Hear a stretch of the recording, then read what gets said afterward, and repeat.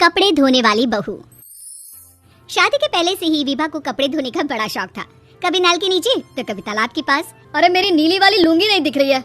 विभा की अम्मा कहाँ रखी है लुंगी? अरे वो तो विभा ने परसों ही धोकर रखी थी आपकी अलमारी में, देखो वहीं होगी।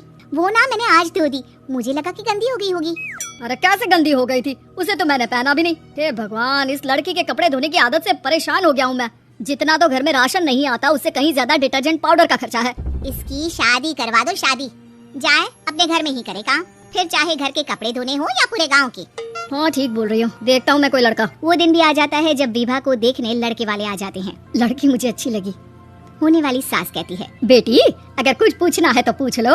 वैसे तो हमारी लड़की बहुत ही शर्मीली है, जो बोल दो वो मान लेती है, इसे क्या पूछना होगा। अरे कैसी बात कर रही हो माँ, मुझे इन लोगों के घर रहना है, सवाल तो कई है। हाँ हाँ बेटा पूछ लो ना, क्या पूछना है।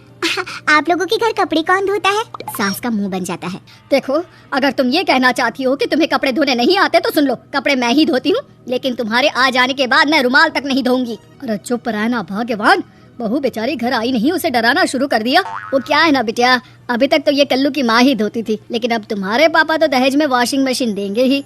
तभी विभा की माँ बोल पड़ती है, सवाल भी पूछा तो क्या। वैसे भाई साहब, मशीन की तो फिर भी कपड़े धोने की कैपेसिटी होती है। मतलब जो बिटिया दे रहे हैं ना विभा, इसे कपड़े धोने का बहुत शौक है। ये आप लोगों के क्या आस पड़ोस गांव मोहल्ले सबके कपड़े धो दे और उफ तक ना करे। बाहर देखा नहीं आपने कितने कपड़े सूख रहे हैं, सब हमारी बिटिया ने ही तो धोए हैं। बस भी करो ना माँ, शर्म आ रही इतनी तारीफ सुनकर।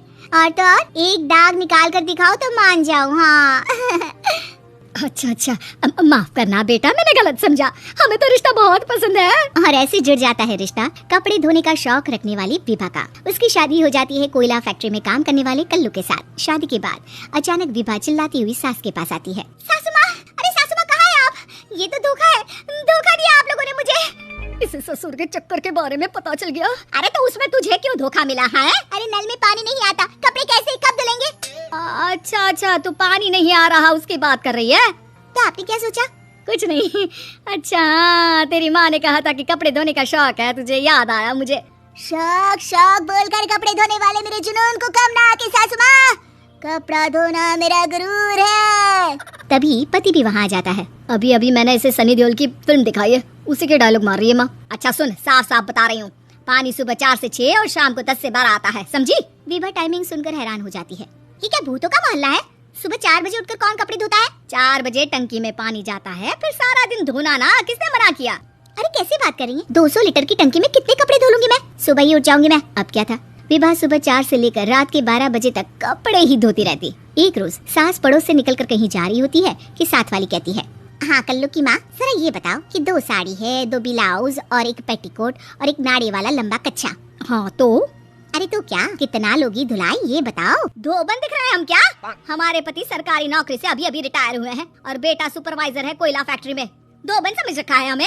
हाय रे कल्लू की अम्मा, माफ कर दो, वो तो मोहल्ले में यही सब बता रहे थे कि तुमने बहू को कपड़ा धुलवाने के काम में लगा दिया है। सास को पड़ोसन की बात सुनकर गुस्सा आ जाता है। वो घर पहुंचती है जहां घर के बाहर ही इतने सारे कपड़े सूख रहे होते हैं जितने कि किसी धोबन के घर पर। अरे ओ कल्लू की दुल्हन, बाहर निकल। माँ जी यहीं आ जाओ, बाथरूम में चादर धो रहे हैं हम। अरे अभी हम धोते हैं, तुमको बाहर निकलो। ये आस पड़ोस वाले बोल रहे हैं कि हम बहू से कपड़े धुलवा कर उसे कपड़ा धोने वाली बना दिए हैं। अरे छोड़ो ना माँ जी, किन लोगों की बातों में आती हो? आस पास के लोगों का तो काम ही होता है कि वो किसी तरह सास बहू को लड़ा दे। बहू सारे घर के कपड़े धोती है, ये क्या कम है? बोलिए। सास को भी लग जाता है कि वो बहू का ये सनकीपन नहीं छुड़वा सकती, इससे अच्छा है कि खुद ही चुप हो जाए। एक रोज सास और बहू मंदिर जाते हैं, जहाँ सास की साड़ी वहाँ खड़ी भीख मांगने वाली से मिलती है। माँ जी क्या बात है, आपकी साड़ी उस भिखारन से कितनी मिल रही है ना? हाँ देखो तो दोनों की साड़ी मिल रही है। क्या बात है कल्लू की अम्मा, तुम खुद को तो अफसर की बीवी बताती हो और ऐसी सिंपल सी प्लेन साड़ी पहनकर घूमती हो। सिंपल और प्लेन नहीं है ये साड़ी। तो क्या सोने के धागे से फूल बने हैं? कुछ भी सासू माँ, कुछ भी। हाँ बने थे इस साड़ी में सोने के धागे से फूल। मेरे पति लेकर आए थे मद्रास से स्पेशली मेरे लिए 10,000 की। ताहे भाई साहब इस भिखारन के लिए भी सेम टू सेम साड़ी लेकर आए होंगे 10,000 की। सास उस वक्त कुछ नहीं कहती, लेकिन बहू के साथ घर आती है और अलमारी से एल्बम निकाल कर लाती है। ये साड़ी देख रही है, ये वही साड़ी है जिसे मैंने अभी पहना था। इस साड़ी में ये जो चमकदार फूल दिख रहे हैं ना, ये सोने के धागों से काटे गए हैं। लेकिन तू लोकल वॉशिंग मशीन ब्रश से घिस कर सारे फूलों को निकाल कर साड़ी प्लेन कर दी। मुझे माफ कर दीजिए सासू माँ। और तो और, जब मैंने तुझे तेरी गलती के लिए कुछ नहीं कहा, लेकिन तूने तो सबके सामने मेरा मजाक ही बना दिया। क्यों? बहू को समझ में आ जाता है कि अब से उसका कपड़े धोना बंद।